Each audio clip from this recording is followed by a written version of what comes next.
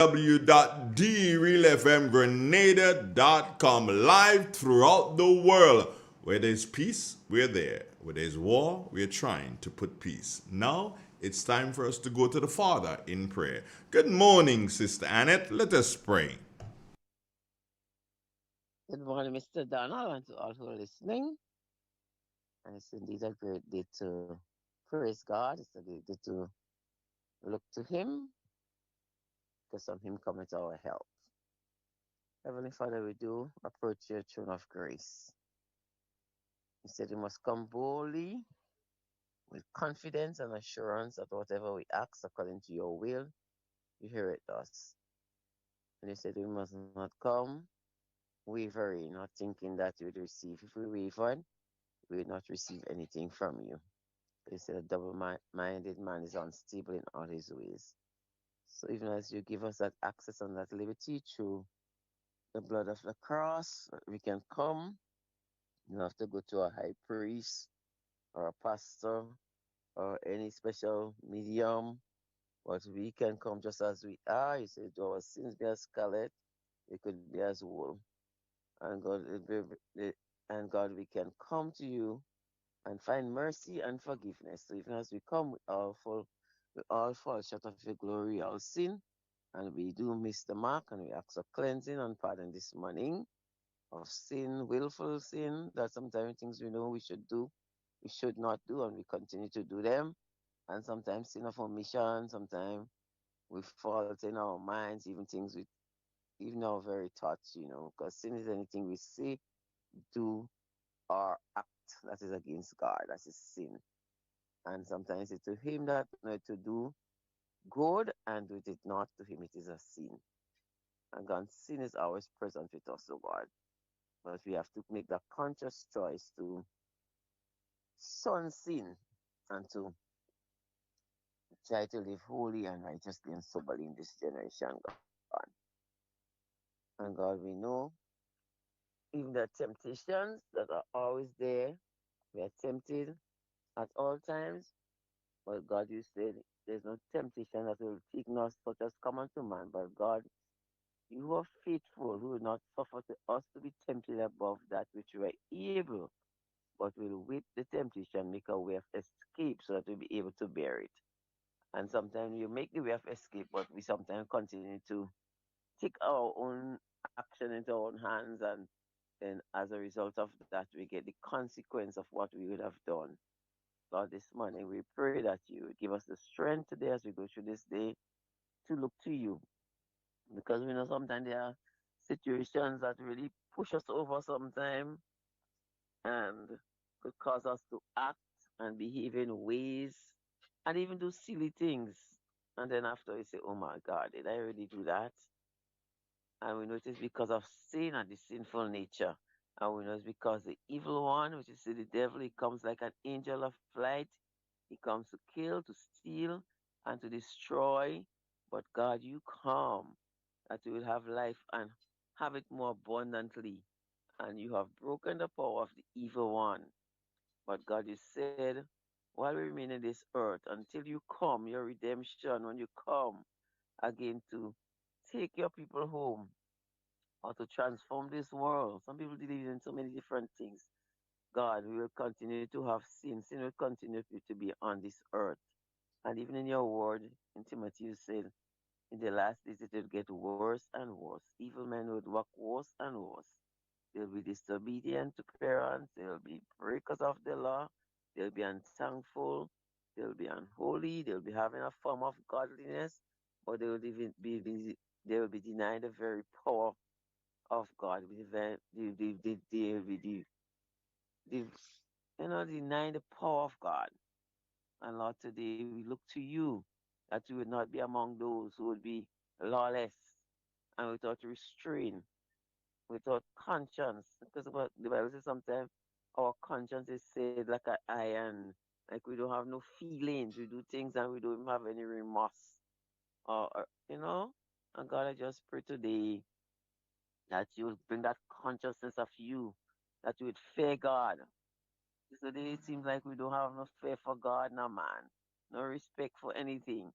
God, as we look in our society and we see how people are just, you know, going more and more into to sin without any respect or anything. Before nowadays, you see something, you look to God, or sometimes you see an elderly person, you behave in such a way, you feel so ashamed, but not now.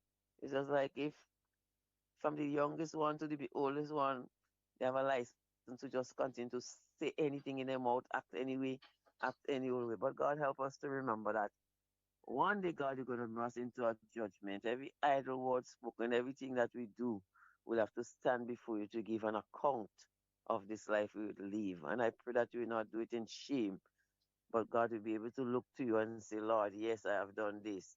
Because even the word reminds us on that day, men will say, Lord, didn't I do this? Didn't I do that? Did I give to the poor? Did I do this? And you said, depart, I never knew you.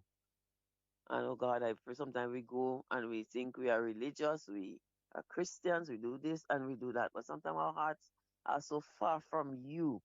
And God, I pray today that you give us a heart that will draw us closer to you, will examine our lives. It's not that we condemning each other, but man, know thyself. Let us look into our own hearts today, God, and look to you, look to the cross where you shed your blood. You despise the shame, and you said it was finished. You paid the price for us today, God. And I pray, God, that you would give us a heart and a conscience to say, Lord, forgive me. Be merciful to me. Come close to me. Help me. Sometimes we have weaknesses and we just need to cry out to you, Lord, help me. Help me. I just need your help today. In sometimes situations that, we think we cannot bear. But God, you're able. You say, cast it upon you because you care for us. And God, sometimes this when we cast it there and we leave it there, that sweet peace. If we know you, the sweet peace and the communion, sometimes we don't even remember it again. Because you say, so far as the east is from the west, so you will remove our transgression for us, from us. And you would remember them no more. Lord, today we want to pray in a special way for our country and the other countries of the world. Remember our athletes today. God, even as they have their 3 days of intercall, Lord, I pray for the covering over them, Lord, as they go out today, they travel on buses, and the parents would have made the sacrifice to send them out. Even the schools that have the athletes, Lord, that you would provide and meet every need, keep our athletes well and fit, keep them rehydrated, help them to look to you for for the strength, even as they run and they do well. You would recognize that ability and that grace and whatever strength you have given, it comes from God. And help them today that they even look up and say, thank you, Lord, today. Cover them over the 3 days, help them to listen to the police, those who will be tasked with the care and protection, Lord. And it's a difficult time for the officers that to be out there. And then to get them to from off the court again back to from the stadium to get them home to ensure that they get home safe, Lord.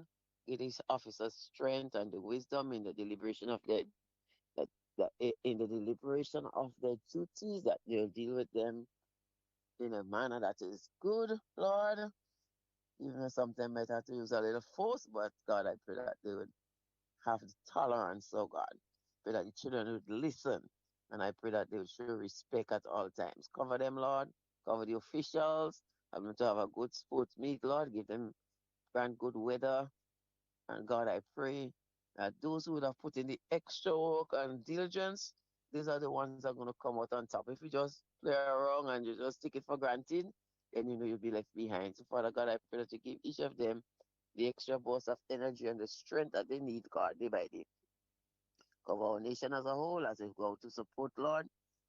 Protection from the north, the south, the east, the west. Cover every parish we pray. Pass by every village today, Lord. We speak your peace over our nation. We speak your blessing over our nation. We speak prosperity over our nation. And God will give you honor and glory, for you would have done it for us. In Jesus' name I pray thanksgiving. Amen and amen. Amen and good morning. How are you today? Doing okay. Wonderful, Getting wonderful. Well, there. do take care of Okay. yourself and I'll see you Yeah. around. Okay. Blessed to you too. Okay, bye-bye. It's real. It's 91. Good morning. Good morning, Grenada. Let me say good morning to all the secondary school students of the nation. Top of the morning to you. Today is the beginning of your 3 days of friendly rivalry. And I say it this way to the athletes, hey, I hope and pray that there are no injuries to any of the athletes and that you all will perform to the best of your ability. And as I always say, may the best team win. Go Sass! Did I do that? Oh no, Andre, that is not a nice thing to do. Well, yeah, I did say may the best team win. Go Sass. If Sass is the best team, then so be it. We can't vex. Do you understand? No man, we can't vex with that. If Sass is the best team, then Sass is the best team. You understand? Anyway. 13 minutes after the 7 o'clock hour. That's our time. Drumsticks should be next. Stay with us. Truth, cultural pride, and the power of radio to amplify voices in Grenada. Whoa! Tuning out the spice side, where the airwaves free read. A night for my night. On the radio see. Whoa! No sugar-coated lyrics. No fabricated vibe, just the raw truth I flow like Mount Kwakwa tribe. Ooh. From Grand Anse to St. George, this the people them a shout. Real expression now, I let your heart pour out. Ooh. Ooh. Microphone to the heavens, the signal strong and clear. Voices of the voiceless, the oppressed, the sincere. Real FM are the vessel, your message fill the air. Speak your truth, Grenada, where your heart there. Real expression, real connection. 91.9, the righteous reflection. From the hills to the harbor, hear the nation sing. Real FM, the sound where make freedom ring. Real expression, real connection. 91.9, the righteous reflection. From the hills to the harbor, hear the nation sing. Real FM, the sound where make freedom ring. Shaman chant the blues, farmer hymn the rain. Mama shares her wisdom, youths them chant for change. The radio no silence the struggles we face. Amplify the joy, the pain, the grace. Not making the rhythm, cocoa in the bass. Real FM hold the mirror to the spice all face.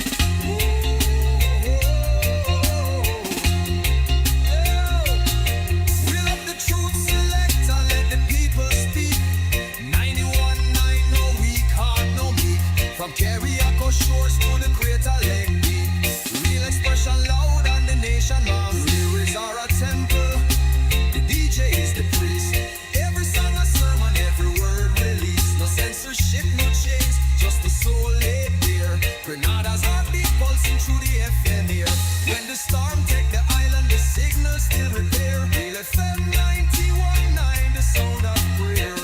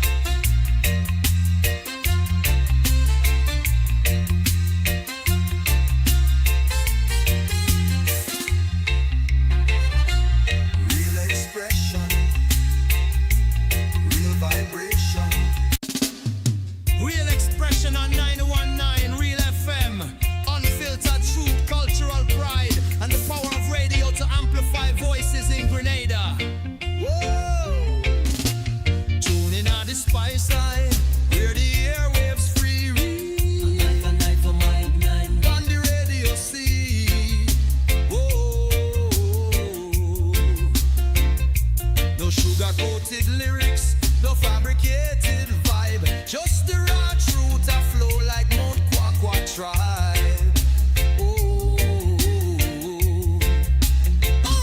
From Grand Anse to St. George, this the people them a shout. Real expression now, I let your heart pour out.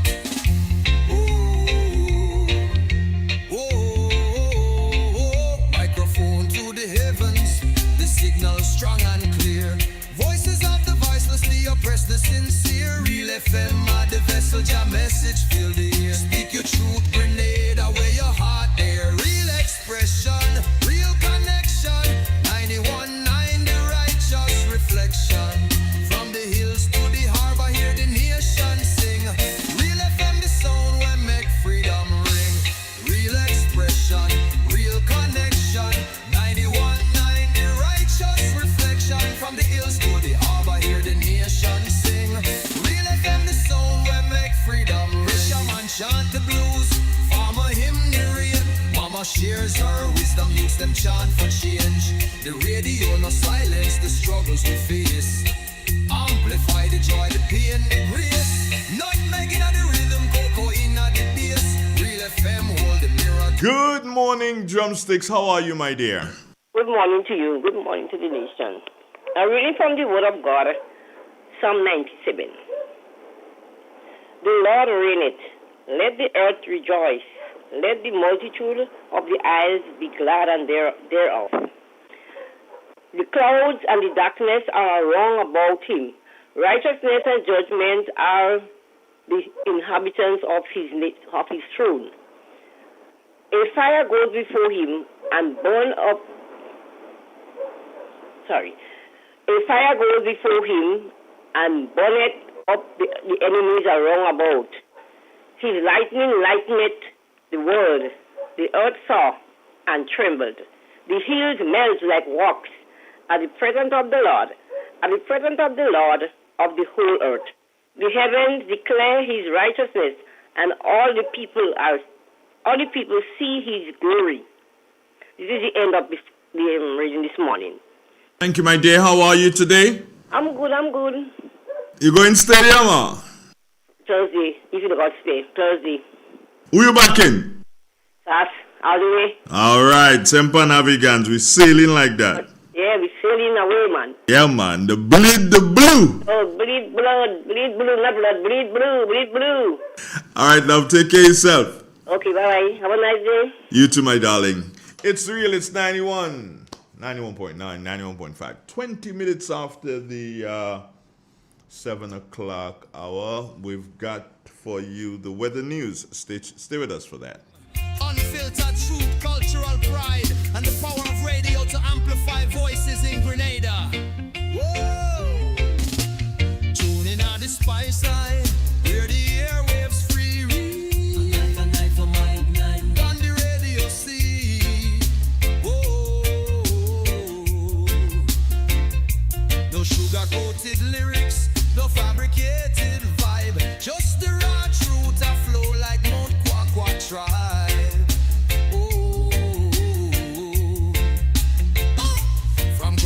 To St. George, this the people them a shout. Real expression now, I let your heart pour out.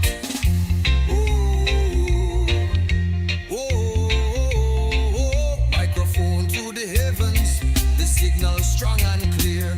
Voices of the voiceless, the oppressed, the sincere. Real FM, the vessel, your message fill the air. Speak your truth, grenade away your heart there. Real expression, real connection.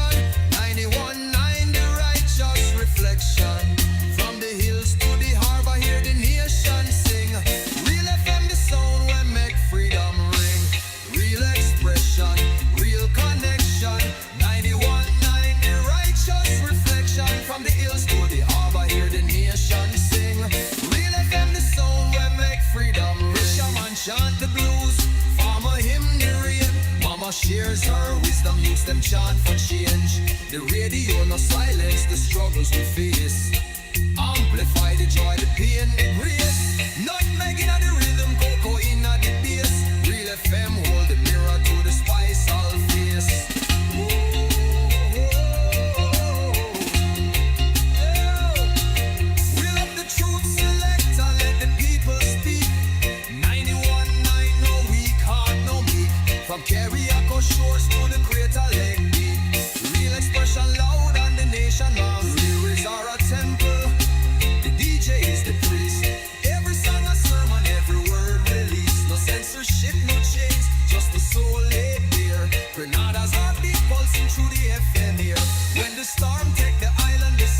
still repair. Real FM 91.9, the sound of prayer.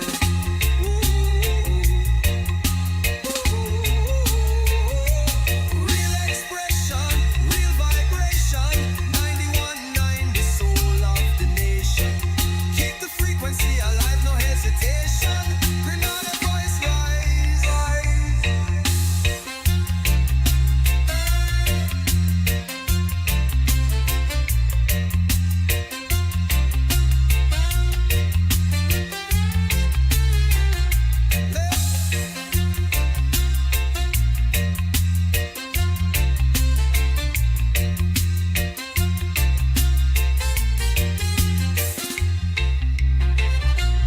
Real expression, real vibration. 91.9, the soul of the nation. Keep the frequency alive, no hesitation. Grenada's voice rise.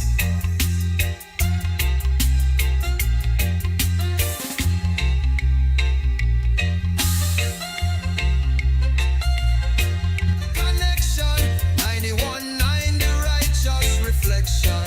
From the hills to the harbor, hear the nation sing. Real FM, the sound when make freedom ring. Real expression, real connection. 91.9, the righteous reflection. From the hills to the harbor, hear the nation sing.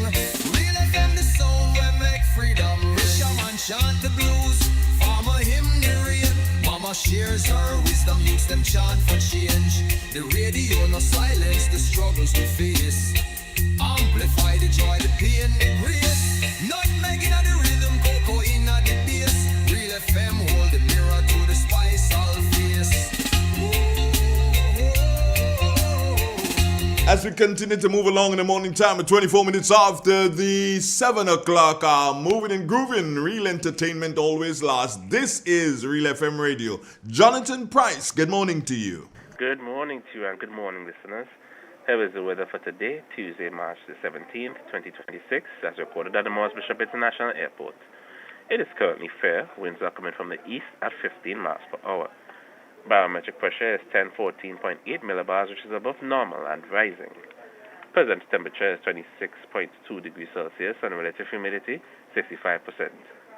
Yesterday's maximum was 30.1 degrees Celsius and the minimum last night 25.4 degrees Celsius.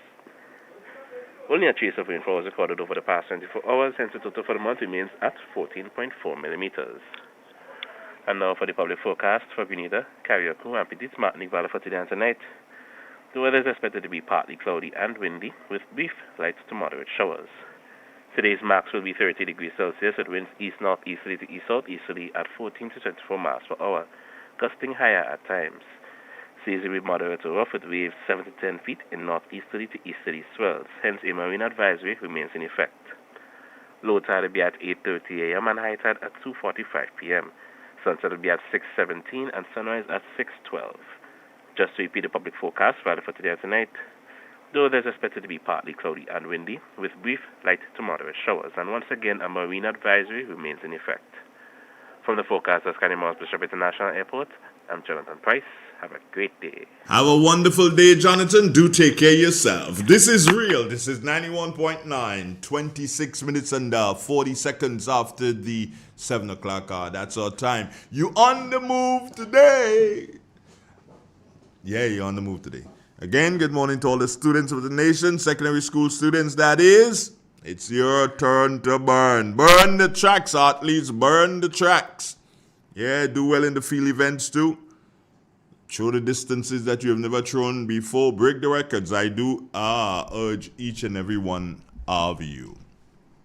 Today, I bleed blue. Sorry, I can't do anything else, but I wish all the athletes all the best, and I trust that we will have an injury-free games. Stay with us. Guttering is weather resistant, providing in an industry where customers expect quality. M&N Hardware Limited is a leader in locally manufactured aluminum windows, doors, roofing, and guttering. Our manufacturing division is efficient, flexible, and will always go the extra mile to surpass customer expectations. If you need security, sash, casement, or projected windows, we're able to do it. Our security and heavy-duty doors are state-of-the-art and can be customized specifically for you. Using innovative coating technologies and protective film, our roofing and guttering is weather-resistant, providing outstanding color retention for many years. Available in 24 and 26 gauge and a variety of color options. We are the leading company, a family that is proving to customers they can have their dream products. M&N Hardware Limited. Foundation to roof, let's build together. Your Easter weekend ain't have to be boring. That's why on Friday, April 3rd, Z Collection presents Easter Egg Explosion. All going down on the Rosehill playing field in St. Patrick's. Start time 12 noon. It's a day filled with fun and activities. So bring out the kids and the entire family. Enjoy trampoline, bouncy castle, go-kart ride, face painting, spin the wheel, ring game, dips, eating race, Easter egg race, and for the first time, a massive kite flying competition. Prizes for the longest kite tail, most creative kite, smallest kite, and biggest kite. Riddle game, balloon stand, and much more. And after, there will be fundraising for the adults and children under the lights. And your admission to enter, absolutely free. It's Easter Egg Explosion, going down on Good Friday, April 3rd, at the Rosehill playing field in St. Patrick. Bring out the entire family for this one. Angel's Beauty Salon and Barbershop, Bruce Street Mall, St. George's, your one-stop destination for all things beauty. Hair services, relaxes, waves, treatments, braids, cornrows, natural hairstyles, locks and lock installation, wig installation, nail services, acrylic nails, gel nails, pedicures, and more. Call or WhatsApp us today, 1473-403-4421 to book your appointment today. So fast pay on you an easy way to pay. So fast pay. So fast pay. You asked for it and you got it. A quicker way to pay your bills online. It's fast, secure, and easy to use. No registration, no additional fees. Flow is now offering FastPay, an online service that allows you to settle your bills in less than 2 minutes. Need a receipt? FastPay will send it to your email immediately. Use FastPay now for convenience, safety, and efficiency at discoverflow.co/fastpay. So fast pay. 2 minutes and you're on your way. So fast pay. So fast pay. Flow is keeping you connected. Are you ready to take your brand to the next level? Look no further than the Chameleon Design Studios, the creative powerhouse behind Key Central and dozens of standout brands across Grenada and beyond. From web designs, animations, and motion graphics to custom video productions, we bring your visions to life with unmatched efficiency and professionalism. Need a logo? Logo design starts at just $1,500, and our starter pack includes brochures, call cards, and letterheads. Whether you launching a new business, revamping your identity, or telling your story visually, Chameleon Design Studios is the new face of designs. Call us now at 1473-422-8601 or scan that QR code. Follow us on Instagram at chameleon_473. Let's communicate. Call us today.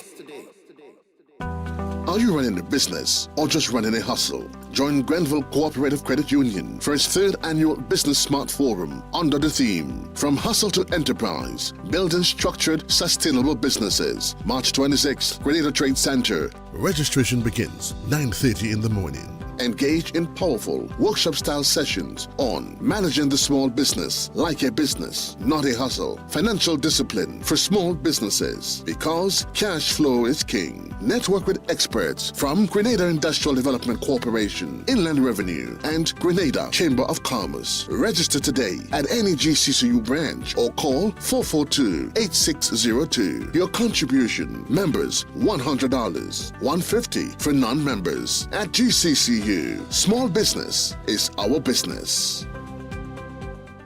Grenada Grenada, get ready as the St. Patrick's Organization for Development presents the St. Patrick's Day Fiesta 2026 from Sunday, March 15th to Sunday, March 29th. Sunday, March 15th, church service at the St. Patrick's RC Church. Tuesday, March 17th, the opening ceremony at the Sotes Bus Terminal from 10 a.m. Friday, March 20th, bonfire in Montreach from 6 p.m. Saturday, 21st March, it's Health Walk from Samaritain to the Sotes Bus Terminal from 4:30 p.m. and Street Vibes at Rusty Rose Bar, downtown Sotes from 6 p.m. Sunday, 22nd March, it's Mountain Jam, Celeste Mountain Road from 5 a.m. and the Fun Day at the Mali Playing Field from 12 p.m. Monday, 23rd March, it's a School Queen at the St. Patrick's Anglican School from 12 p.m. Friday, 27th March, it's BFS at Calico Parking Lot from 4 p.m. Saturday, 28th March, it's Street Vibes and Karaoke on Main Street Sotes from 4 p.m. And on Sunday, March 29th, it's the grand finale, Run St. Patrick's Run from 6 a.m. and Street Fiesta from 12 p.m. until. So remember, it's the St. Patrick's Day Fiesta 2026 from Sunday, March 15th to Sunday, March 29th. Be there.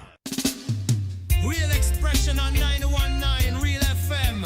Unfiltered truth, cultural pride, and the power of radio to amplify voices in Grenada. Whoa!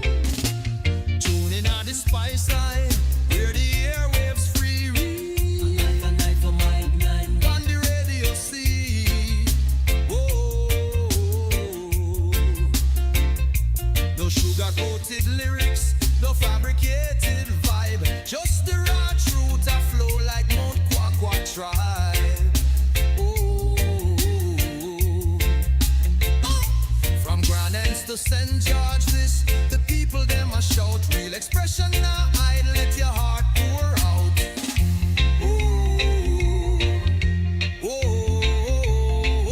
Microphone to the heavens, the signal strong and clear. Voices of the voiceless, the oppressed, the sincere. Real FM, the vessel, your message fill the air. Speak your truth, Grenada, where your heart there. Real expression, real connection. 91.9, the righteous reflection. From the hills to the harbor, hear the nation sing. Real FM, the sound where make freedom ring. Real expression, real connection. 91.9, the righteous reflection. From the hills to the harbor, hear the nation sing. Real FM, the sound where make freedom ring. Fisherman chant the blues, farmer hymn the rain. Mama shares her wisdom, youths them chant for change. The radio no silence the struggles we face. Amplify the joy, the pain, the grace. Nutmeg in the rhythm, cocoa in the bass. Real FM hold the mirror to the spice all face.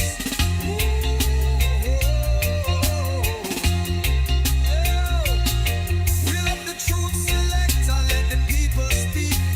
91.9, no weak heart, no meek. From Carriacou shores to the Greater Lake Beach. Real expression loud and the nation knows. Lyrics are a temple, the DJ is the priest. Every song a sermon, every word released. No censorship, no chains, just the soul laid bare. Grenada's heartbeat pulsing through the FM here. When the storm take the island, the signal still repair. Real FM 91.9, the sound of prayer.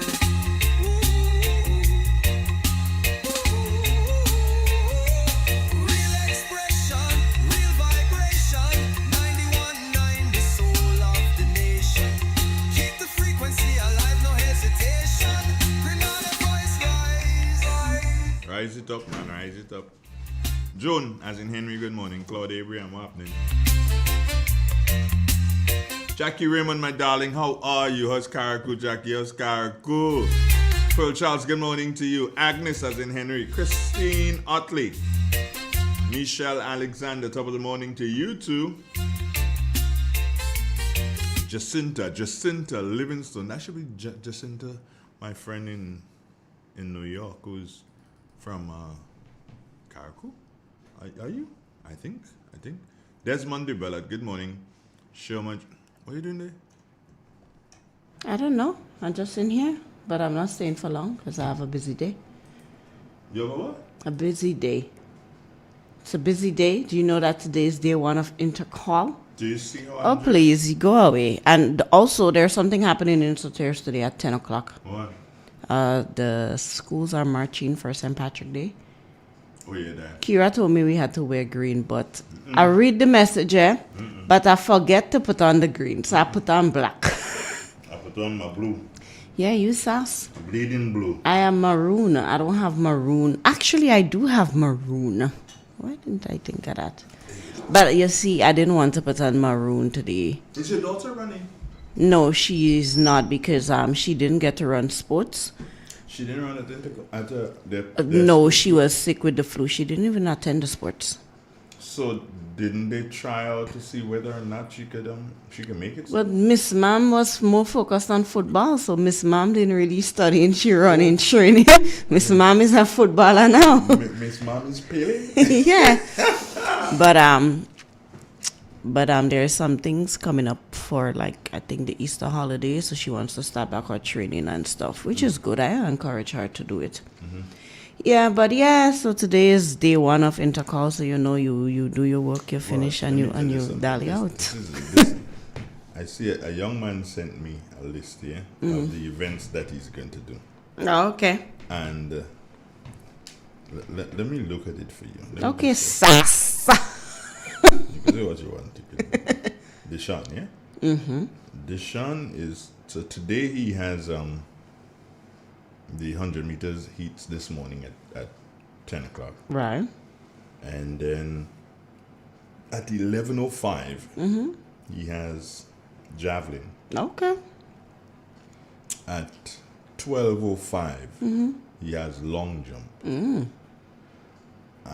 At 3:45, he has the 100 meters finals. Oh, okay. All right, so that's like today. Tomorrow, at 10:45, he has the 200 meters. That would be heats. All right. Yeah. And the 400 meters hurdles. Okay. That's heats also at 12:05. Shot put. He'll be doing that at 3:40 tomorrow. And the 200 meters final is at 25 minutes past 4. Okay. The 400 meters hurdles finals is 20 minutes to 5. Yeah. That's Tuesday, Wednesday. Thursday, he has high jump at 9:05. 110 meters hurdles at 9:20. That's the hits. The heats, Right. yeah. 4x1 heats at 12:30. Okay. The 400 at 11:55. The discus at 11 o'clock. The hurdles, the 110 meters hurdles finals, that will be at 10 minutes to 3. And then he has the 400 at 10 minutes past 4. Okay. And then the 4x100 meters, he'll be having that at 25 minutes after 5 o'clock. That's on the last day. This child is a Hercules. He's in everything. Yeah. I like that. Yeah. That's let me, really let me good. see how many events that he's doing. 1, 2, 3, 4, 5, 6, 7, 8, 9, 10, 11.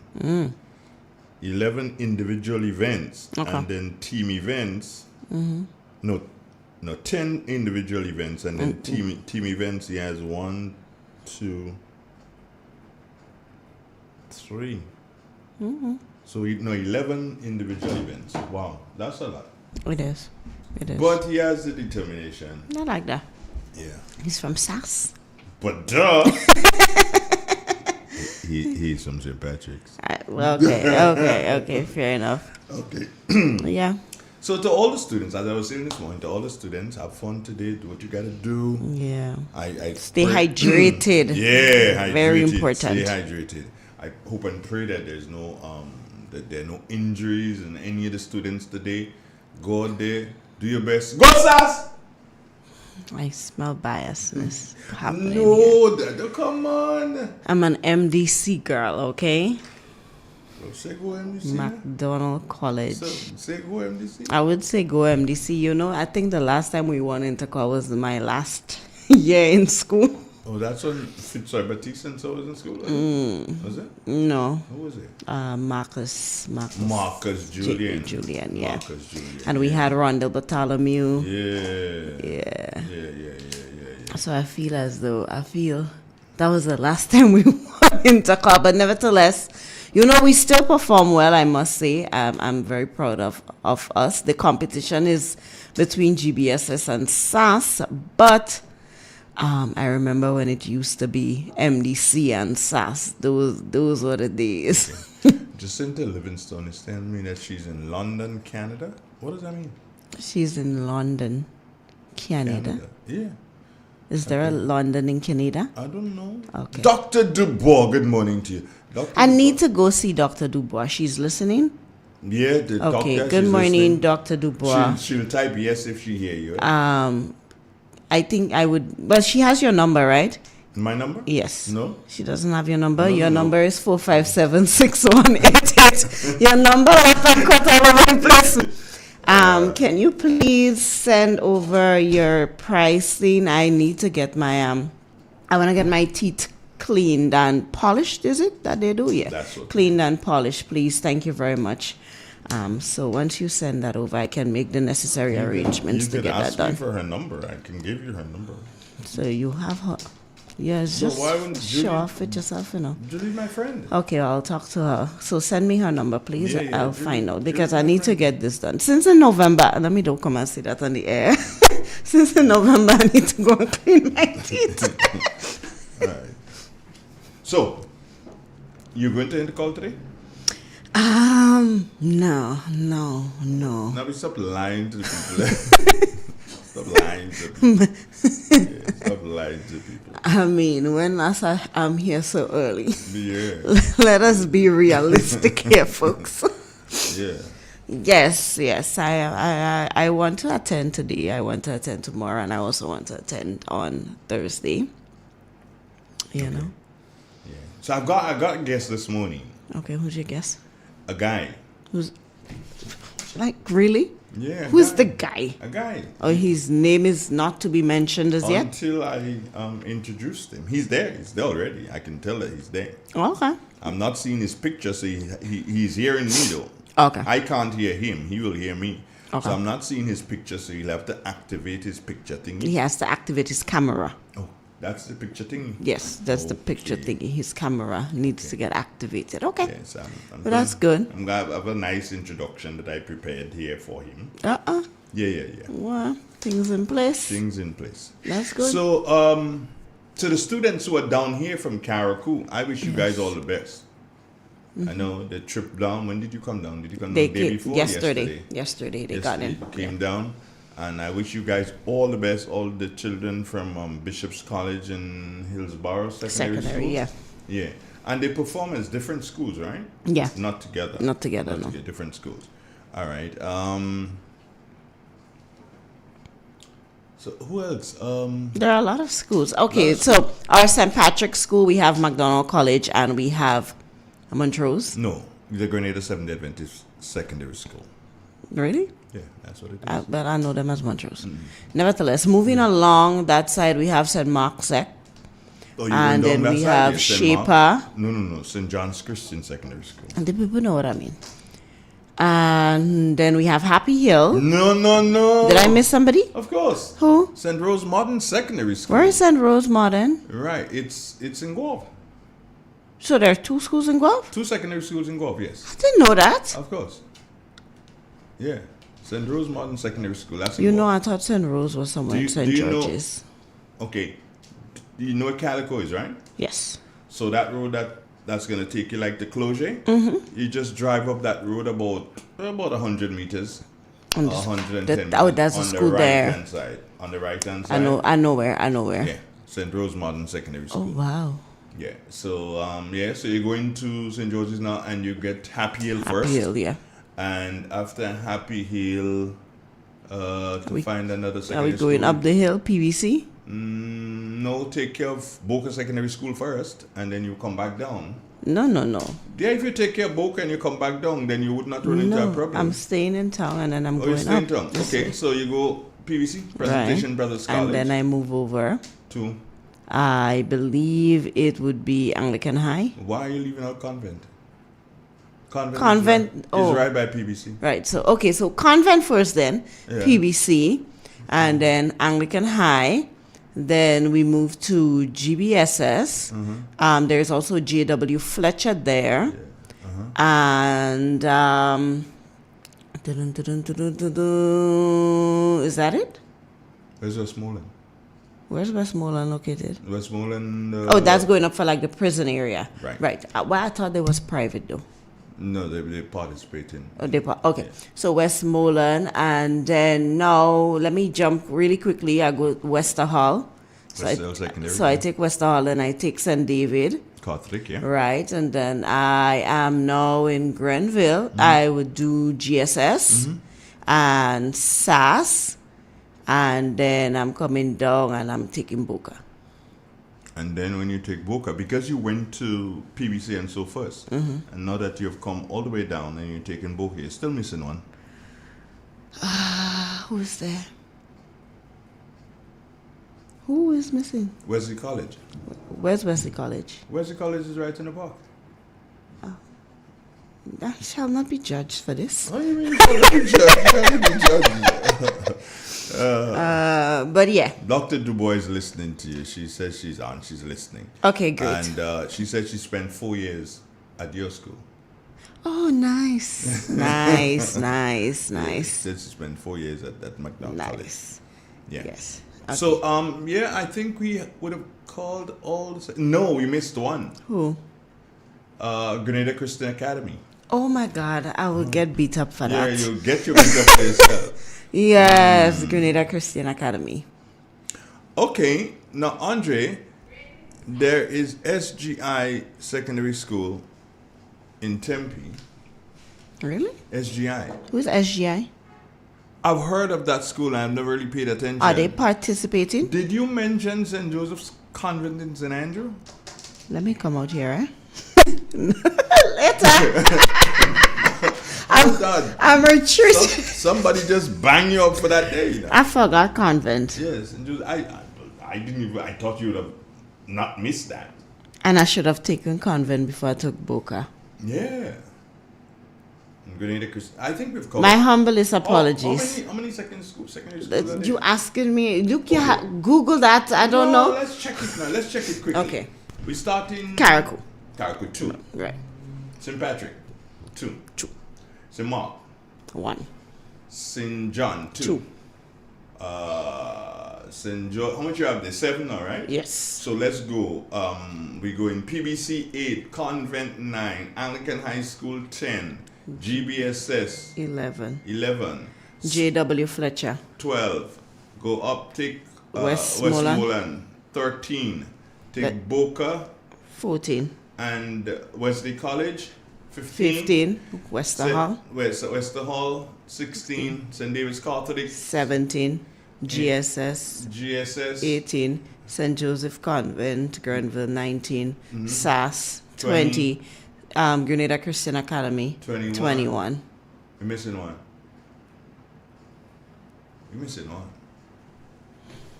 I'm almost certain that we're missing one. Oh no. But anyway, I gotta go. I got my guests on the line. Be able to Toodles! Yeah, we're missing one. Go and check them out. Check it out and come back and tell me, yeah? It's real. It's 91.9, 91.5 Triple W Go. We missed Happy Hill. I knew that. I knew we missed one. Happy Hill Secondary. See? I was just like, yo, we're missing one. Yeah. Good morning, Grenada. Good morning, Carriacou. Good morning, P.D. Martinique, too. It's really indeed a joy to have you here with me for another beautiful day. And also to our listeners who are joining us from across the region and those Grenadians who are in the diaspora. top of the morning to you, and here's hoping that you are having a fantastic day. Yes. Now, as the country moves steadily towards the next general elections, political choices, leadership quality, and national direction are coming sharply into focus here. All these things are coming sharply into focus. Voters are not only evaluating governments, they are evaluating alternatives. Today, we speak to a man who has stepped from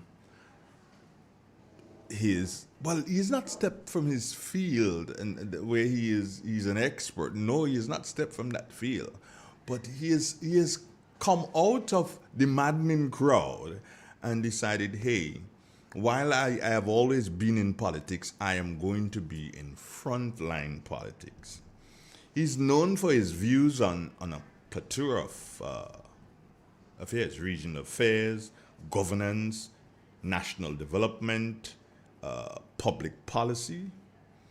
And now one has to say that he seeks to play a direct role in shaping Grenada's future as a candidate for the new National Party.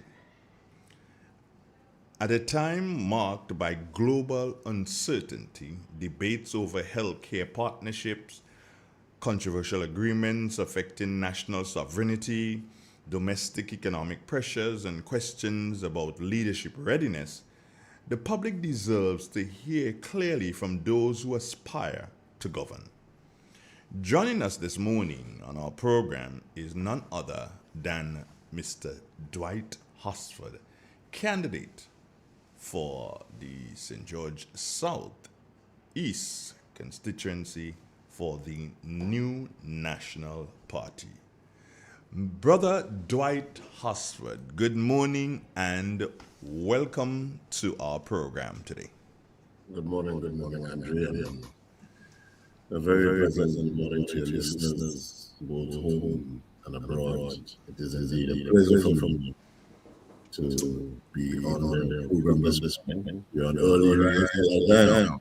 Yeah, well, the thing is, I know you're happy to be here, but I also know that you had a late night last night, and you've been having a lot of late nights. So I'm kind of wondering, how did you make it? How did you make it to get up early this morning and to be at it again? Well, it's habit, and I've always been an early riser, and I take the time to work in the morning. I think it's the best time to focus when it's quiet. When it's early, you can meditate, get perspective very early in the morning. As to last night, I don't know, because it was a rap session with the team, the other candidates. It was a serious meeting, and thereafter we socialized and we unclothed into our true selves, and we connected with one another as ordinary people without all the stress and all the pressures of duty and the politics. If that is what socializing is, well, next time call me when you're ready to socialize. I will be there. Well, we socialize anytime and all the time. Dwight, my brother Hosford. I've known you maybe too many years now, man. I've known you for quite a long time, my brother. Quite a long time. Yeah, quite a long time. We've known each other, and I've looked at you, and I've looked at you elevate yourself. I've looked at you continuing to grow as an individual, and you left me at one point in time. You just left, and next thing I heard that you were up the islands. Quickly, just tell us, what was up the islands about for you? Well, it was work, largely work and career development, although there's a nice Grenadian community, a nice mix of Windward Island community up there. and it was an enriching experience for me, I must say. I cherish that aspect of it. It began principally as career development, going outside of your comfort zone, the ordinary environment, and being challenged by people that are not your people necessarily, being challenged in greater times and in a greater context. And that did happen because we had something called a COVID-19 pandemic that more or less put everything on pause globally. And the world was in a state of panic because this disease was taking many lives when it entered the scene, when it was detected. And initially, not much was known about the disease and how to deal with it. But as time went by, we all got together and fight it and to protect ourselves. And that experience was very useful for me. It was a growth propulsion, actually, in my view, for me, while I was doing my duties abroad. In a sense, also, by force, I got to see some of the very deep and difficult aspects of governance during the pandemic, when we had lockdowns and when you had to more or less, for people's own protection, curtail certain liberties in order that the disease does not spread to more persons in the national community, for example, the elderly and children. And it's very tough when you're facing difficult times. And quite similar to those times and similar to that experience, I think we are now in a very changing and dangerous global environment. And it requires people at the helm in these small states to be mature, to be sober, to be thoughtful, and to be grounded with our people. Because the shocks are coming. Most of these shocks we can't control. What we can control is our internal responses to them, or contingency planning. And so that experience exposed me to the front line of that aspect of the business of government in difficult times. When you were in what, Anguilla it was? Yes. Right? And I heard this, by the way, and you need to clear this up for me. Did you at any one point in time get to the position where you were almost like the premier or whatever? No. No. Nothing of the sort. It is, although it is part of the OECS, it's a currency, Eastern Caribbean Currency Union territory. It is not an independent nation like Grenada is or St. Vincent is. It is a British overseas territory, more like, if some of us are familiar with places like the Cayman Islands, Bermuda, Turks and Caicos, even BVI, Tortola, it's the same status. There is self-government, internal self-government, but the country, the sovereign nation really is the United Kingdom. And the United Kingdom is responsible for their foreign affairs, responsible for internal security, the police, external security. And quite often this is not known. The United Kingdom is also responsible for their contingent liability or their debts. So if the debt internally gets a little bit too high, it becomes an obligation for the United Kingdom to meet. And so when I was engaged, I was really engaged by the British through their governor, appointed as Attorney General, and at the same time, Director of Public Prosecutions. Okay. Nothing like the Premier, nothing of that. But while sitting in office in that position under the Constitution there, I was principal advisor to the the government, and I sat with them through the pandemic difficulties. Okay. Now, I try to keep abreast with as many things as I can as I go along the program. And I saw this from one of our listeners here, Christine Utley, and I put it on the screen for you. And it says, my representative need to Yeah. see him in Tiba Cay Springs. Where is that? I know exactly where it is, but what I want to see to my friend, I'm coming to you. I'm coming to you. Okay. You see, quite often, Andre, is that I know and I understand the urgency to meet with and to see your potential representatives, particularly from our party. And more so, Andre, because like many of the constituencies in this country, they have been left undone and abandoned by the people they elected to Parliament on the NDC ticket. I wish I could be like the Holy Ghost everywhere. But, I have made it my business, and we will get to you very, very soon. There are a number of firsts that I have to do naturally. I'm coming into the wicket after a champion batsman, Brother Gregory Boyd. He has done enormous work in the constituency and in the country.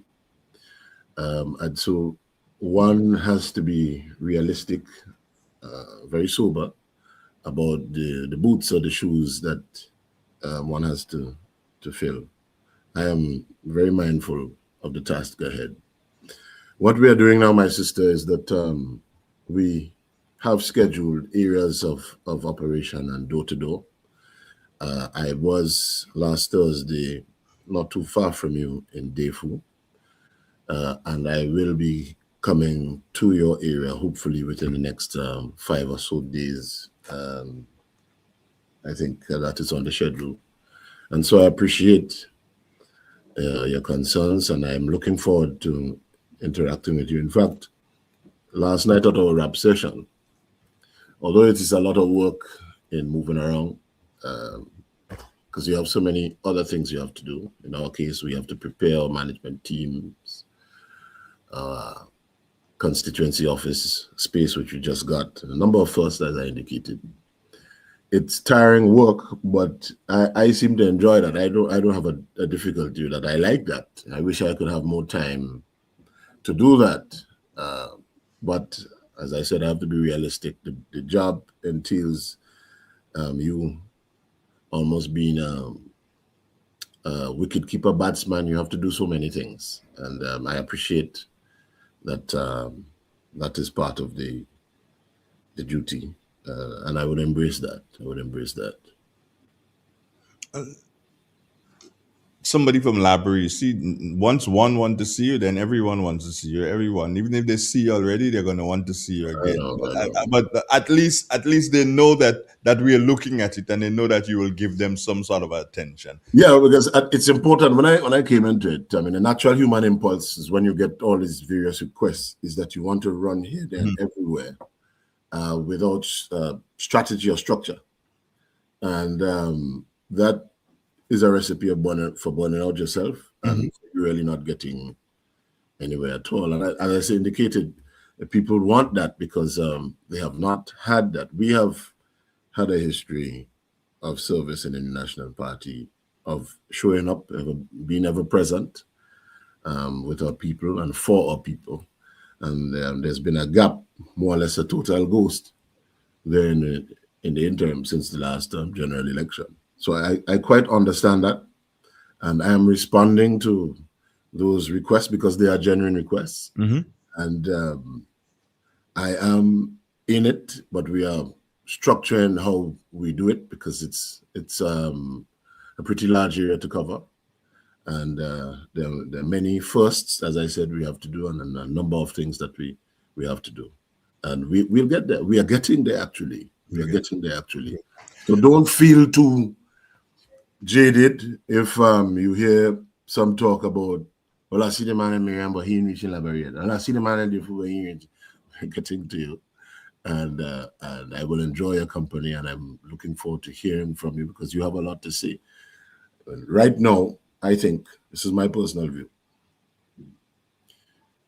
I think certainly for us in this new team, it is more important for us to hear what people want to deliver to us, hear what people want to see, because that would inform where the real challenges of government lie. It's not to go with empty or grand promises. Of course, what we can always promise to people is that we will deliver. We always had that history of delivering. And in my case, there's a different face, but the same commitment to delivering. And I believe strongly that this is the right way to go about it. It's not to impose a view on people.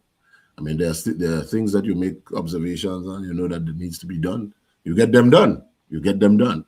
But first and foremost, the most important thing is what people want, because they are living there. They're living there. Now, though health is not really your field, however, I ask you this. Are you able to comment on the Cuban medical program coming to an end? Are you able to comment on that? Well, sure. I mean, we all, again, in the team, we are very structured in our areas of competencies, and that issue will be engaged as we go along in the campaign by one or two of my colleagues, one of my sisters who's proficient in that. But certainly I can comment on that because it's not really something of great expertise needed to talk about. In fact, it has wider implications. The medical support from Cuba has been long-standing. This is not about one administration. It's not about the NDC or the NNP. Since diplomatic, cordial, and friendly diplomatic relations have been established between the people and government of Grenada and the government and people of Cuba, we have had that cooperation, that assistance, that synergy, certainly to great benefit to Grenada. It is pretty clear to me that this is as a result of certain external geopolitical pressures being brought to bear on Grenada and as well on some of our OACS partners and sisters and brothers in the region. For example, Antigua, St. Lucia, St. Kitts. We have seen it almost in domino effect. They've all, as some would say, turned their backs on that program, turned their backs on Cuba. I understand the context, but we have to also think about how did we get here? How did we get here? Andre, we are a small but sovereign nation, but we must remind ourselves we're small. We can't be jumping in geopolitical conflicts and putting we mouth in things with between superpowers. What are we doing there? What are we doing there? The job of our leaders really is to ensure economic growth and development. That's what we people want to know. That's what we're interested in. It does not benefit us if a political figure from Grenada is known as a great talker in the United Nations or an interlocutor between Venezuela and the United States. There's absolutely no benefit at all. We are like mosquito, you know. We are like mosquito buzzing around these superpowers and becoming an irritation, an irritant, unnecessarily. In the last few years, the administration has pursued multilateral engagements with certain countries and certain organizations. And I think without sufficient or sufficiently deep thought, analysis, and even having an agenda, the agenda just can't be to sell passport. That can't be it. It cannot be it. The multilateral organizations connected with one another that are also involved in strategic geopolitics on a greater scale than just our little scale where we want something from this country and want something from that organization. And we have to be mindful about that. Our agenda, certainly in external affairs, in my humble opinion, must be at all times a friend to all and an enemy to none. We small. We keep and maintain our old friends while we look for new friends in a smart way that can help us to build our country. That's all we want. That's all we should be interested in. I think it is more than unfortunate. I think it's a tragedy, and we're going to feel the effects of that in our healthcare system for disconnecting with Cuba and the Cuban medical assistance in the way that we have recently, because we have done so with no alternative. That's the problem. You just don't go doing things like that. I understand external pressures, but my humble view is that, and let me talk colloquially, them fellas look for that, Go in and get involved in certain geopolitical plays that you have no business in. The attention and the spotlight will come on you. And you are not ready for that. And look at what the effects are. The effects are not upon you, upon the people. Politicians, all of them, all of us, are birds of passage, Andre. We ain't staying there. We come in and we go out.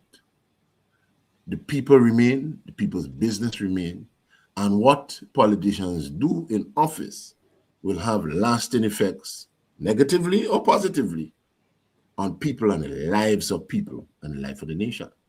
And this is one example of thoughtless engagement abroad, trying the gallery for attention and to become heroes.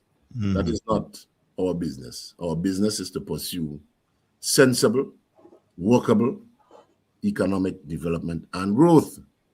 So on that note, would you say that an NNP government may negotiate existing arrangements, or you guys would pursue entirely new partnerships? Well, consistent with what I said, we maintain our friendships, old friends, and you look for new ones. I mean, that is the business of progressive nations. What you can expect from an NNP administration is a similar wisdom that guided the previous NNP administrations and how they approach international affairs. We don't approach international affairs in a knee-jerk fashion or just because we see some money in US dollars to come and say we raised $2 billion selling passports. That is not it. It must be thoughtful. Your connections must have an agenda for lasting relationships of developmental support. If you notice with our friends opposite, we have seen a number of announcements from them, a number of sword turnings, a number of staged ceremonies. They give you, a friend of mine said that they almost like Wageti, they're putting on shows. We've seen a number of that, but you don't see any concrete programs, policies in action that come out of these fantastic displays of showmanship. Not seen any of that. Take, for example, 2 years ago, they had that thing down in the Radisson for creatives. Remember that? Yeah.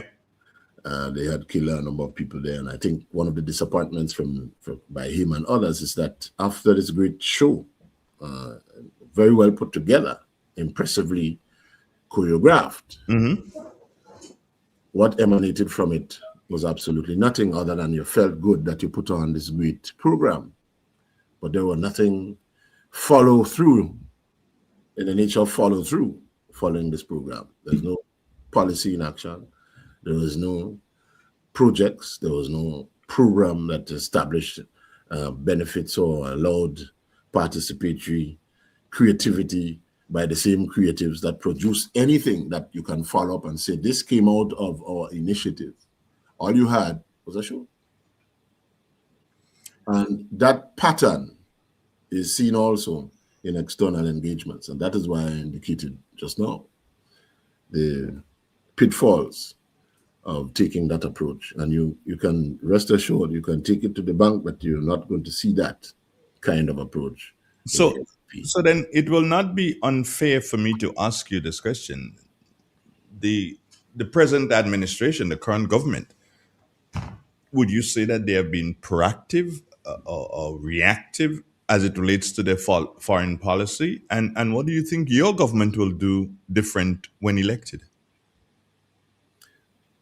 Well, if one is proactive, it means that one takes the initiative, quite often bold, to pursue useful avenues of developmental opportunities for the country.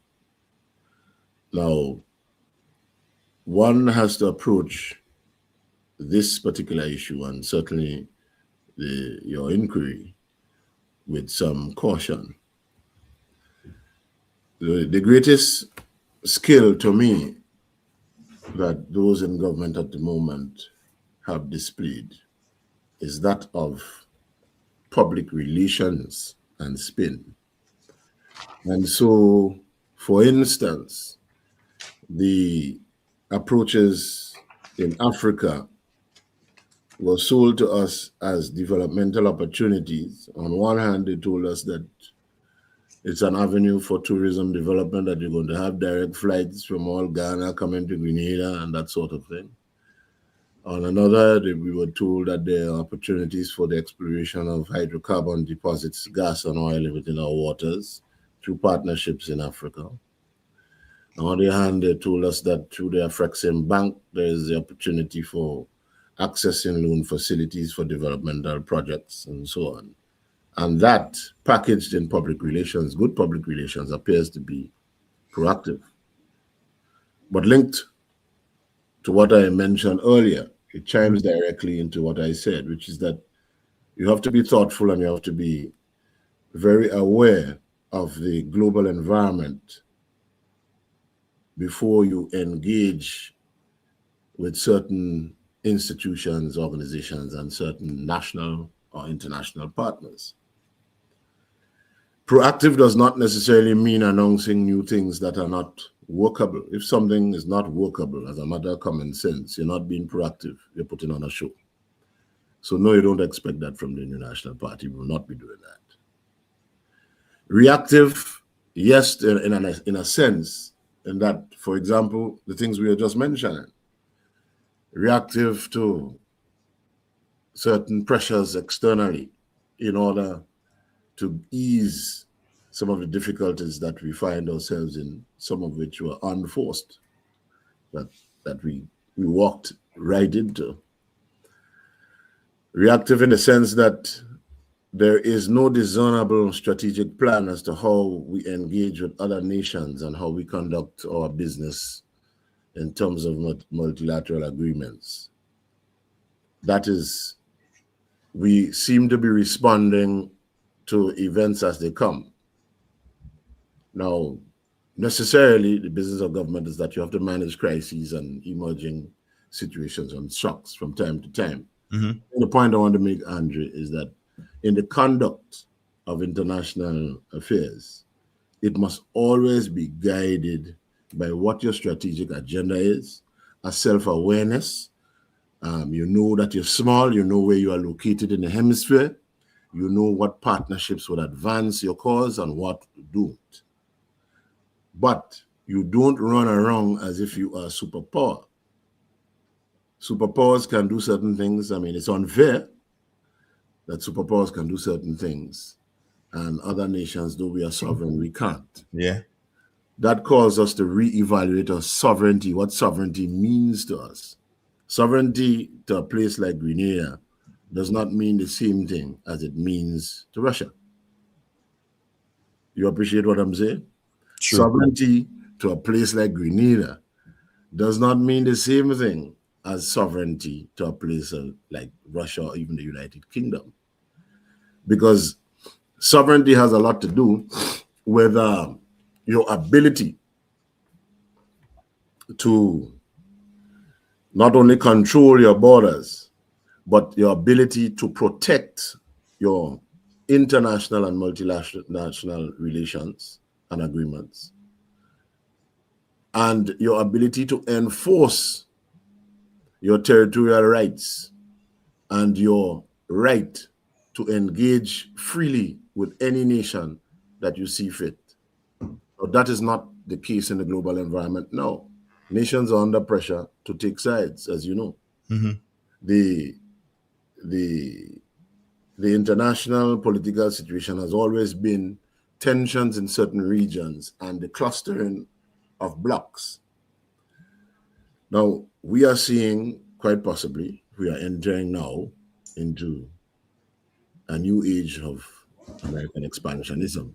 I say quite possibly because I'm not sure if the present push,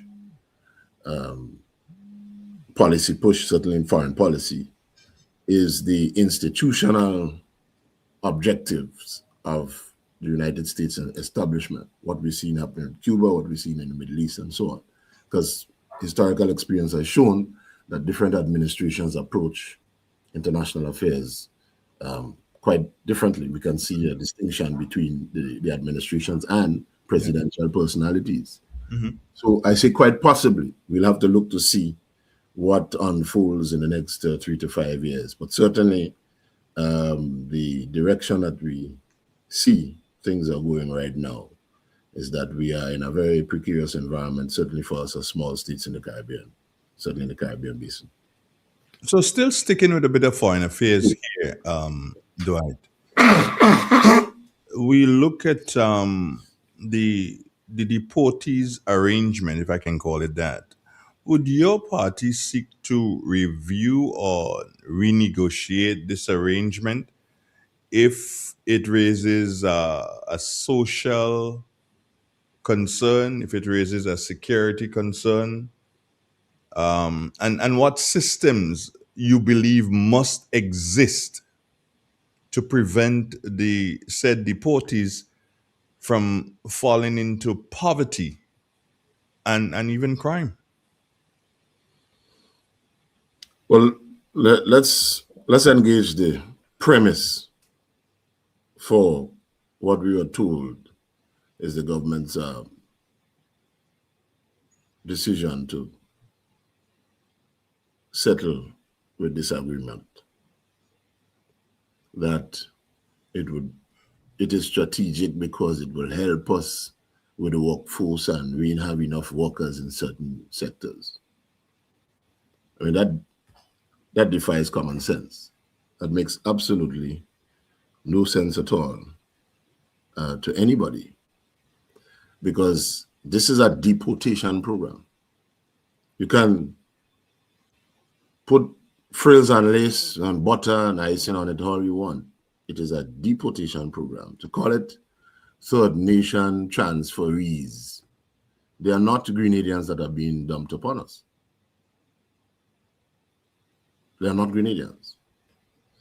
We have a right under international law to receive our nationals.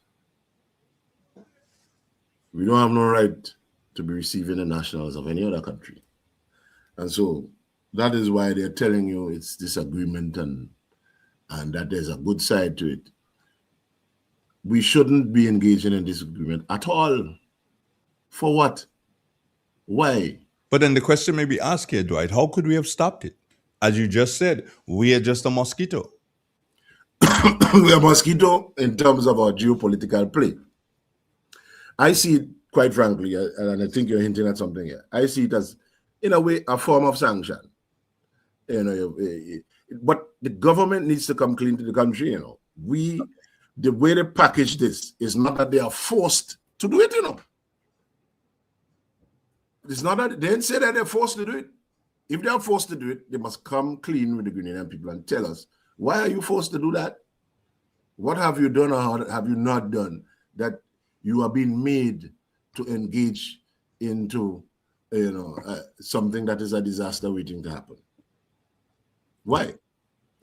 Now, this arrangement, if they go through with that, and I would beg them to retire that entirely, will bring, not can bring, will bring unwelcome consequences. And I think for that very reason, they have packaged their public relations on it and tried to sweep it under the carpet. You don't hear nothing about it. But this is a very serious issue, you know, partner. Very, very serious issue. Now, I heard that the requirement is for the United States to pay for it once they're funding the housing and upkeep, and that's all. Is that really realistic? That's not going to happen. It has not happened anywhere else. It ain't happening with St. Kitts. It ain't happening elsewhere. It's not going to happen with you. First of all, the United States in a program, or any country that's looking to ease their immigration burdens and who are going to deport from their shores persons who have no right to stay there and who have been there illegally, breaching their immigration laws and dumping them on another country. You do not expect them to give you their best. They're not going to give you their most skilled labor.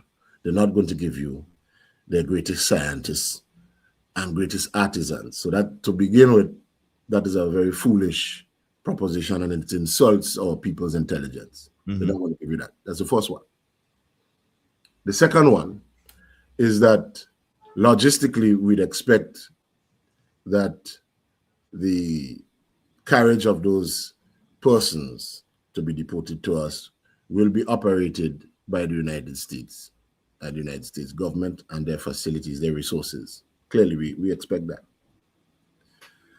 Where the devil comes into the room is when these people are here in Grenada.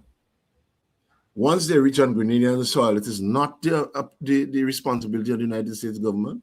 They're within your shores. They're here. They are here. Once they reach here, it is your responsibility to house them and to protect them and to protect the national community from them.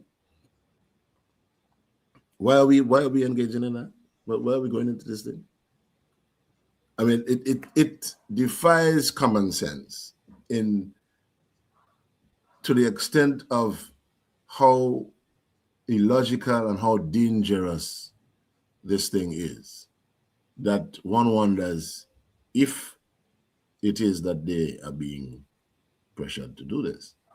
But they have not come clean to the public. They have not told us anything, you know. Remember, we are dealing with an administration, Andre, that wants to control public relations to the point where they want to control access to current affairs information.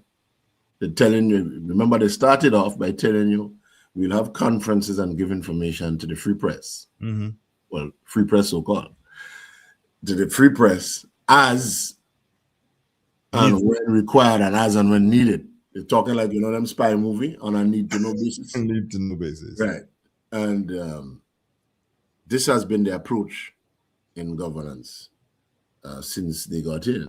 Now, of course, we are in a different environment now where people are expecting an election, and certainly they want to remain in the seat of government. And so all of a sudden, you're going to get rapid fire engagement with the press, and still packaged, still dodging salient questions. But that is happening. But back to this program. I am frightened. And I'm frightened by it because there's not much discussion on it. They seem to have suppressed engagement on it. This is something that people really need to talk about. And there was no consultation with the Grenadian people. I know they don't like us to say that.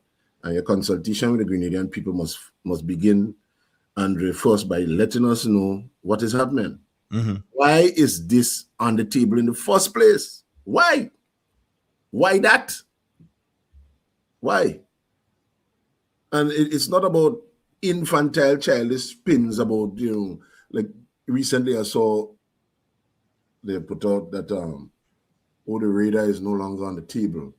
And, you know, it was through some expert dances by the Prime Minister in dealing with the United States government. I mean, a blind man can see that the radar issue is no longer of contemporary relevance. That is why it is off the table. Events have overtaken that. They've already gone into Venezuela. They got Maduro. A radar system is already installed next to Grenada and Tobago. It's not necessary. It is nothing that you do. In fact, you currently ran from it. You know nothing you do. There's nothing that they did expertly. And this is the kind of thing that is happening with these PR dances and spins. And in the midst of all of that, Andre, the real issues are lost. You see this thing you asking me about there with this deportee, that is very, very serious issue. A very, very serious issue. You know? One that we cannot be playing with, and it needs to be discussed. And I think it must begin by the government coming clean with people. What was the issue here? Why do we need to even consider? Why do we need to consider this? Why? We are, and the Prime Minister himself said it, we are a small country. We don't have the resources. But why are you taking something that will put an enormous resource burden upon you? So Senator, you've spoken here about transparency. That's exactly what you're speaking about, because you've said that, hey, we don't know what has been on the table. So the question begs to be asked here, what specific mechanisms would you introduce to ensure consultation is not just a symbolic gesture? And do you believe trust in government at this particular point in time, trust in government institutions, has eroded to the point that nobody trusts the government anymore? Yeah, well, I think a lot of people afraid politicians, you know, because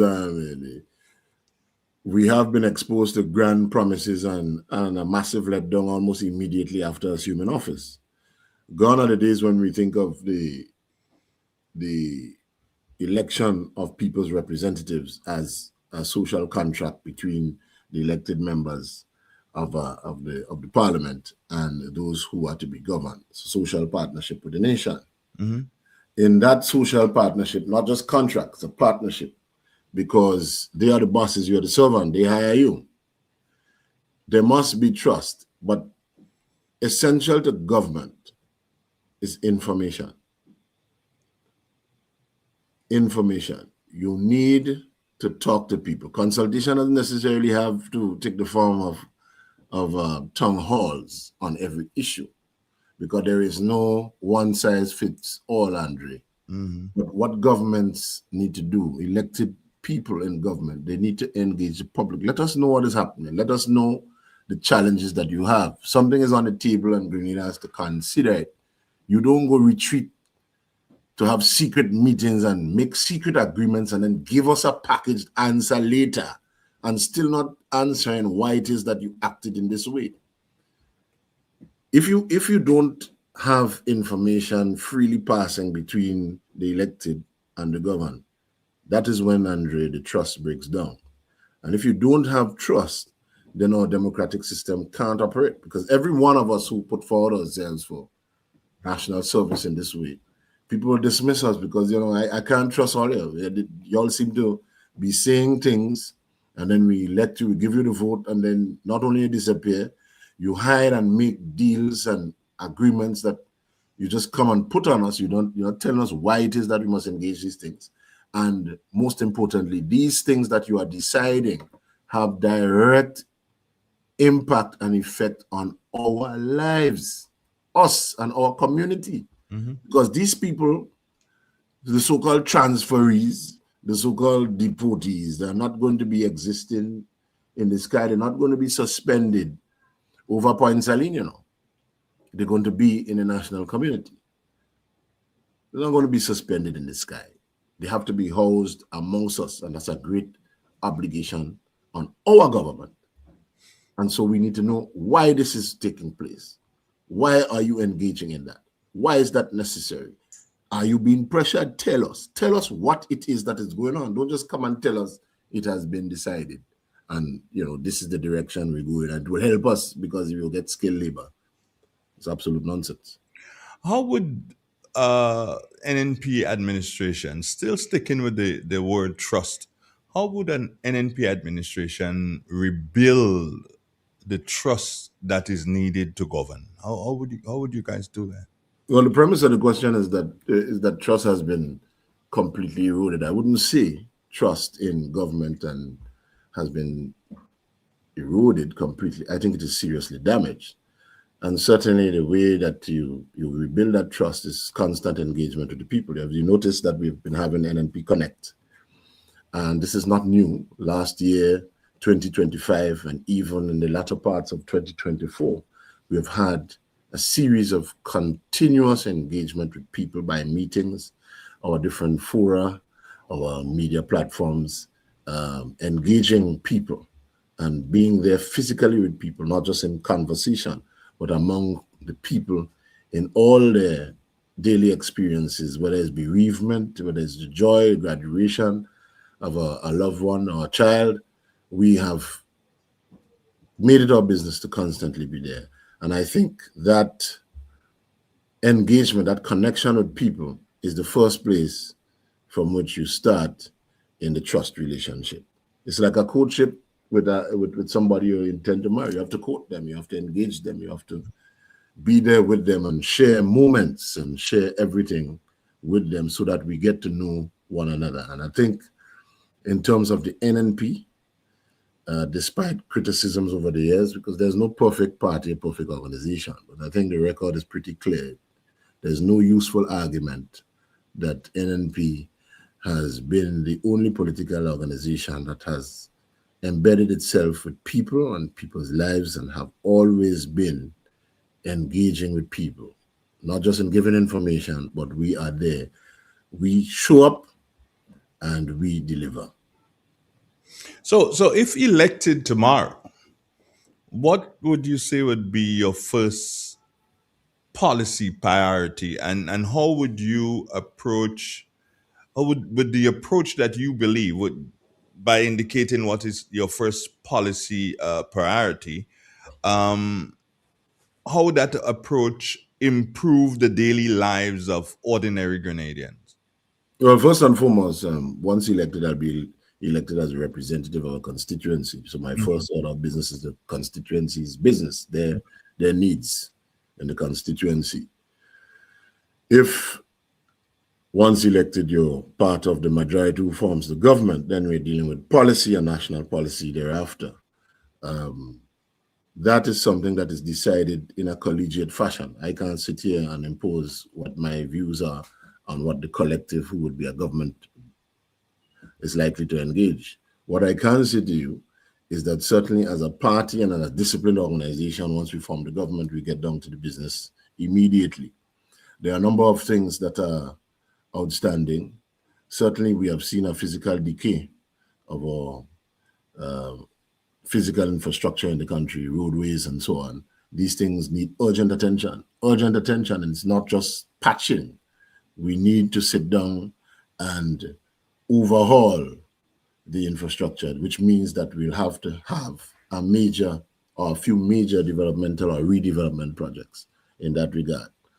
But certainly we have to be mindful of the tumbling turn of events that we see around us globally and regionally, and start our contingency planning to alleviate the shocks that will come. You see already, Andre, what is happening in the Middle East can become a very, very major global conflict. I'm not going to say World War. We're not quite there yet, but certainly a conflict on a global scale where the shocks that reverberate from that region would be very severe. As you know, that region is not only a hotbed of conflict, but it is a region that is possessed with vast mineral wealth, and mineral wealth that almost the entire world depends on for our daily lives in terms of electricity generation and the propulsion of motor vehicles and the like.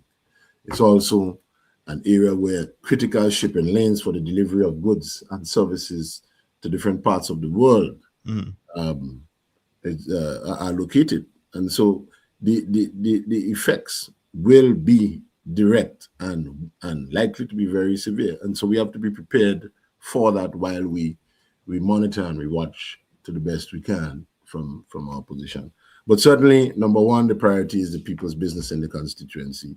And I can speak for the team, Andre, that the number one priority in government will be attending to people's business right away, the national business. Certainly, we have given indications that on the connect meetings that the cost of living is something that needs more attention from government in terms of ameliorating the difficulties, easing the pressure that people are feeling now. I think we must start with certain objective truths. Number one, we recognize that as a small country, we have a very large food import bill. It means, Andre, that most of our food stuff is imported. And the importation of the food stuff will be a product also of the freighting and international commuting charges that are associated with fuel and the cost of fuel. And so we already know that there's a direct relationship between those costs and the price of foodstuff, the price internationally of fuel. But that is not the end of the story. Can't just say, well, these things are largely driven by international prices in relation to fuel. This we already know. I think what people expect is that the government should focus on easing the pressure on them. That may require doubling subsidies. I know they used to have the $10 subsidy in relation to the cooking gas.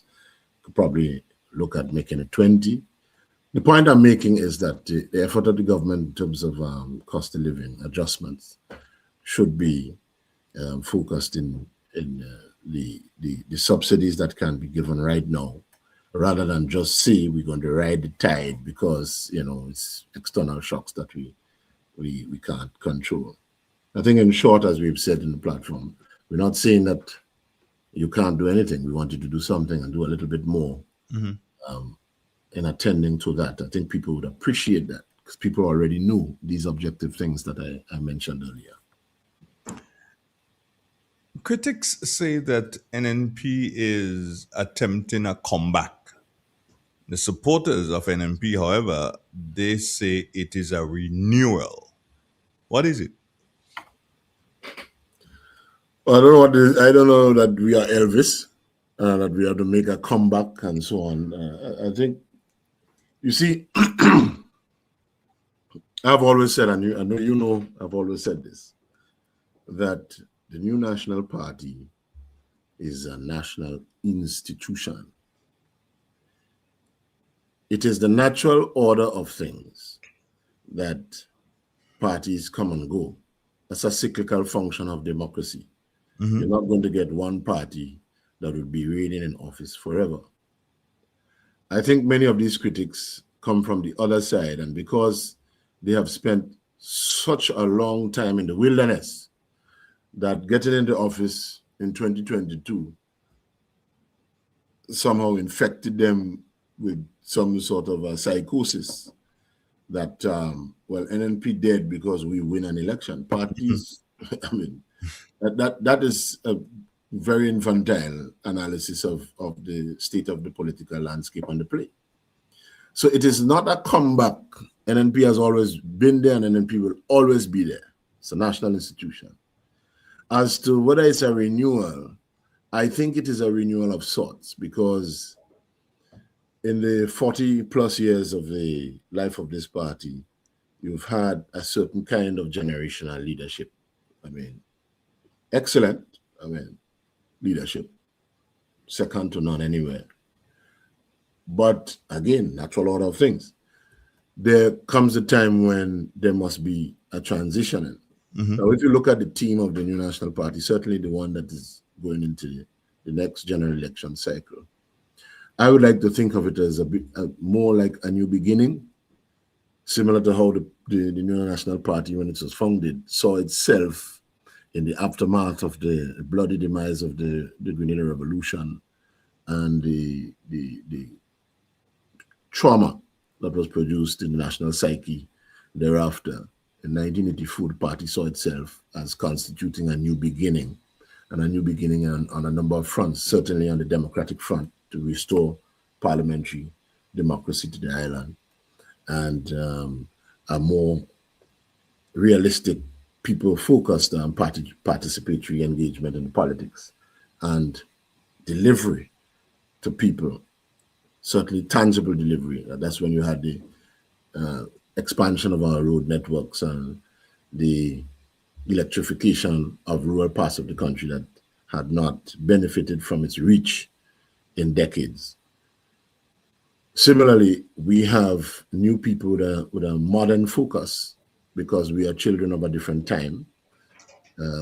We intend to build on the foundations that have been laid for us. In fact, solid foundations have been laid. We have inherited a whole house, so to speak. We didn't just inherit some pillars and a cleared land. We have a house, we have an institution, and I think it is our obligation. I think the challenge for us is to move forward into the future with the same high standards and expectation of good service that our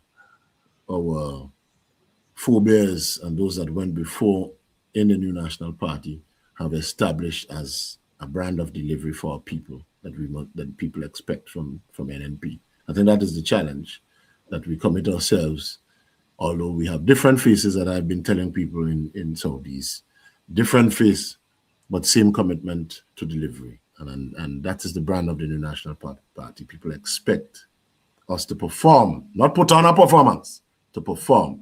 And that is what this team is committed to do.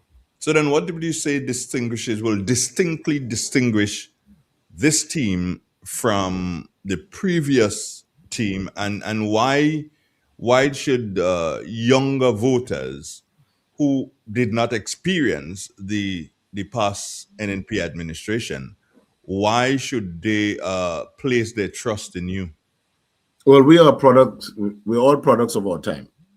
And I think we, in this time, we understand the generational needs. We are connected to the aspiration and dreams of this generation.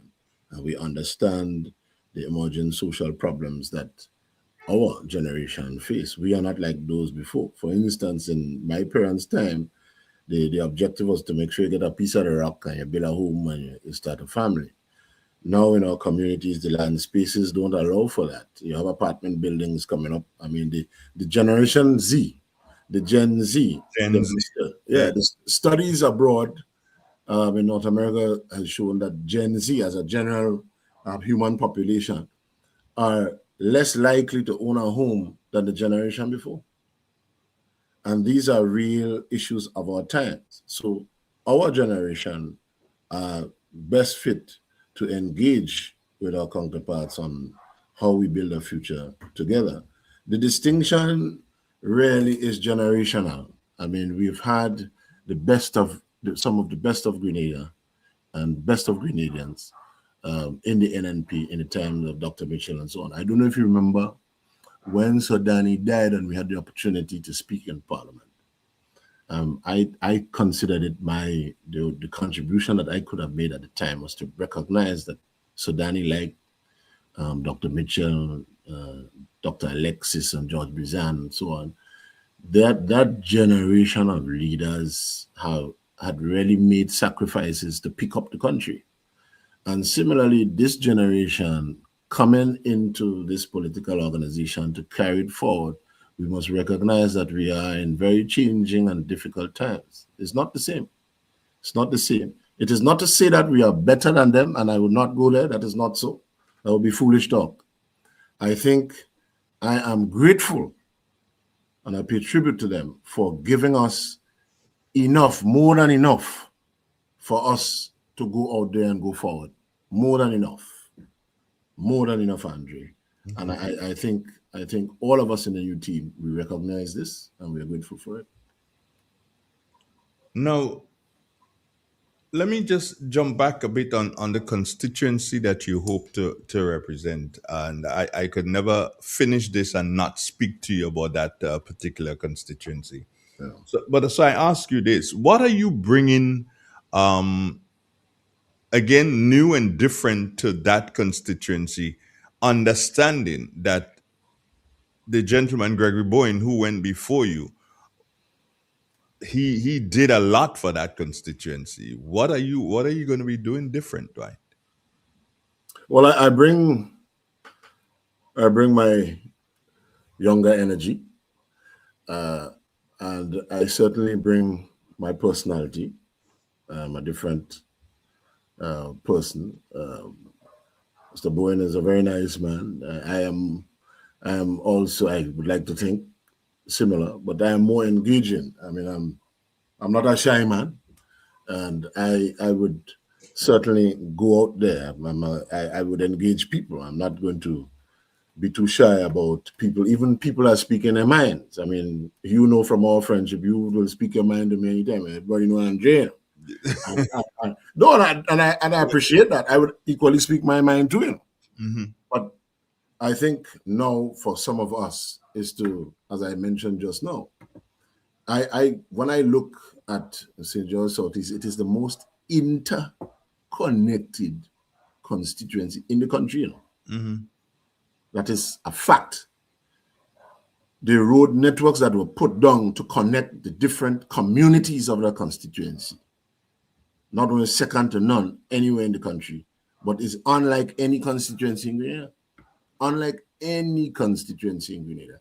And so my commitment is you have a different face, but you have the same commitment to deliver. NNP is about getting your business done.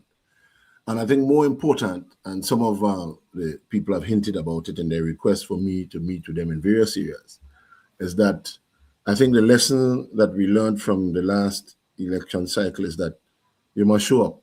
You must be present with people. You must attend to people. People understand that in the business of government, you're busy. But being busy in government does not mean that you don't touch base. Because remember, people want to feel you. People want to be able to not just ask you a question. People want to vent too. You have to be prepared for people cuss you. In fact, I have, well, they didn't really cuss me, they run me, in the sense that they didn't want to hear NNP stuff. I mean, and that's just one person. The neighborhood was more engaging, but as soon as they approach, you see from their body language and what they said, that, you know, that yeah, they're very strong on a particular political line and they were not open to hearing. But I'm sure on another occasion we can engage that person. But the point is, you have to be able to face that. And you have to be able to appreciate where that is coming from. Once people don't go out the way with running you down with cutlass and that's what I think. Once it's not these kind of crazy things. But you have to be able to make yourself available to people. And I think that really is the challenge quite often with politicians. And I think for us, remember I mentioned just now that, you know, those that have gone before us in the New National Party, they've given us more than enough. I think that's part of one of the legacies of our forebears, that they have given us enough lessons and instruction. They have taught us that it is always engagement. Continue to engage. And, you know, I think that's a fact, you know, Andre. Even the most biased of NDCs they'll have to admit that we in the New National Party, we've never stopped engaging. Election done yesterday, today, we start in continuing to engage. And that is I think that's, you know, testimony to the essential truth of our party, which is that we love people and we love to engage people. As many as 7 women, it looked like your party will be putting forward to the electorate in this country. How do you comment on that? What do you say to that? Well, that is fantastic. That's nothing new. NNP has introduced that to the political landscape. I mean, we have already and constantly indicated that the hallmark of NNP and certainly the leadership at the time with Dr. Mitchell was to create more and more opportunities for women to represent their people. And so it was, our party has never been like a post office, set a mail. It's not mail heavy. And that diversity shows that this is a party of inclusion and that we are embrace people. That is part of our modernity. So when the other side talk about, they're new agers and they're modern because, they put on a show on Facebook and, social media and so on. That's not necessarily modernity. Those are modern tools. That's not modernity. Modernity is your action. Modernity is your form, what you believe in, your core principles that are consistent with the changing times. And long we recognize in the New National Party that our women folk should be at the forefront of national leadership, and we have given ample opportunity. There have been no holds barred in that regard. Ample opportunity.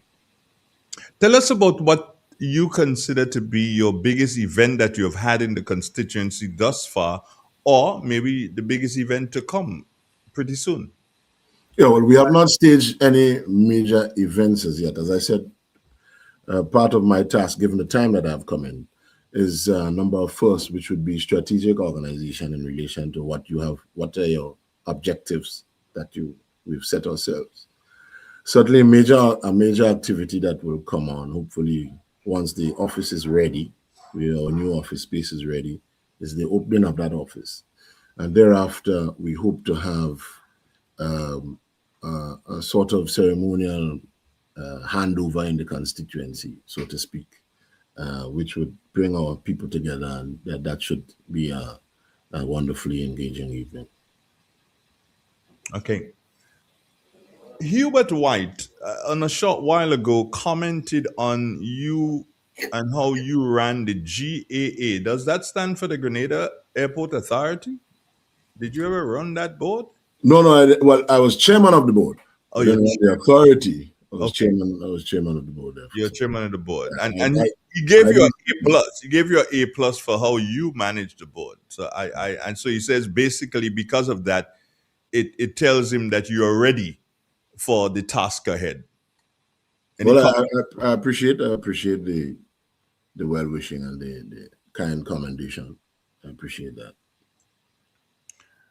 Today is the beginning of Intercall. I know you're a PBC boy, so I give you the opportunity to speak to at least your alma mater at this time. I can't stop that. I can't stop that. And I know you're gonna give me blows too, because because the days when we were very, very competitive seem to be so far behind us. Don't worry. There's some good athletes there still. There was a good guy. Oh, yes, indeed. High jump last year. He's brilliant too. Well, I wish them the best. I mean, you want to win, but I think important in any sport or any competitive endeavor, even in politics, it's about you just be honorable.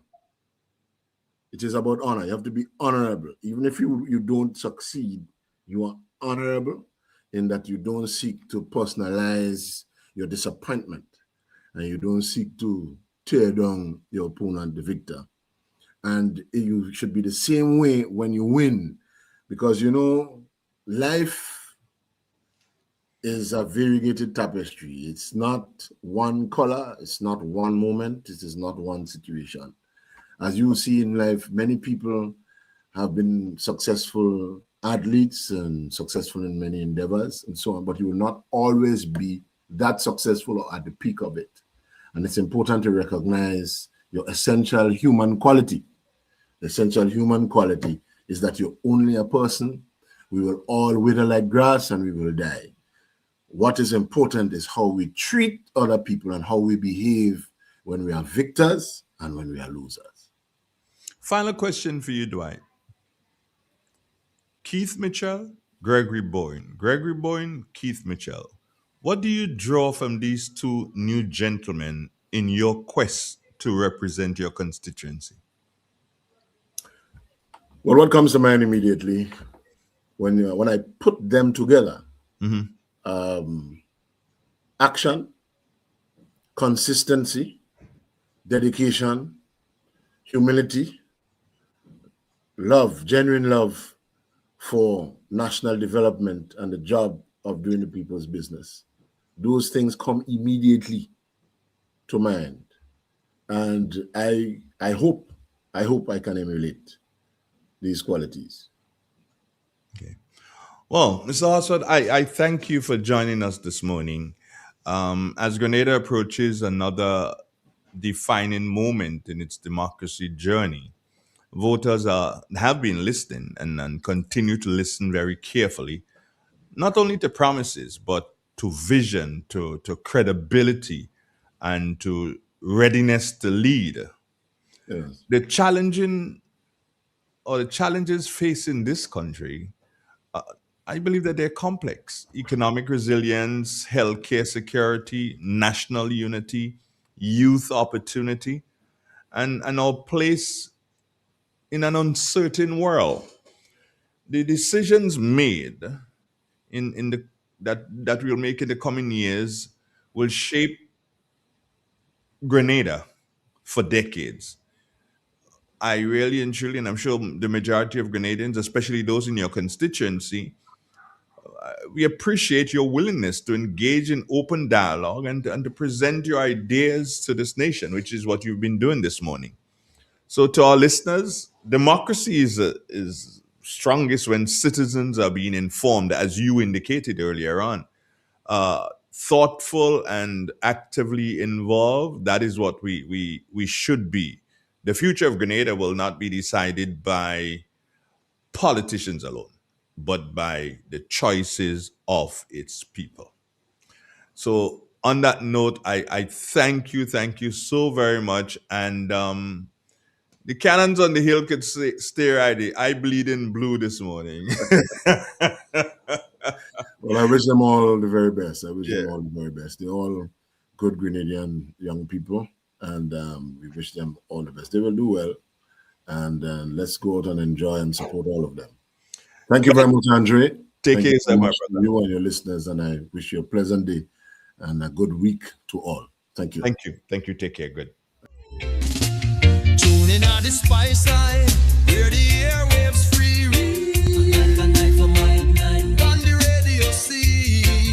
It is real. It's 91.9, 91.5, www.drealfmgrenada.com. Time has now moved on to 4 minutes after the 9 o'clock hour. And of course, we have for you the 9 o'clock news just coming up. And coming up at 15 minutes after 9 this morning, we have a very special program with the Grenville Cooperative Credit Union.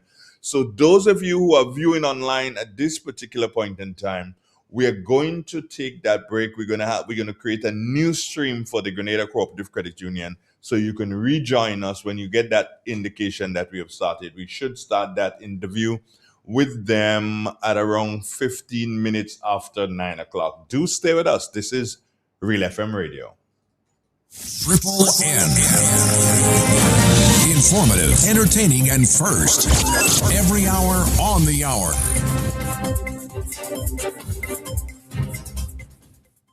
Welcome to the latest update of news as produced by Triple N. We'll have the details when we return. In an industry where customers expect quality, M&N Hardware Limited is a leader in locally manufactured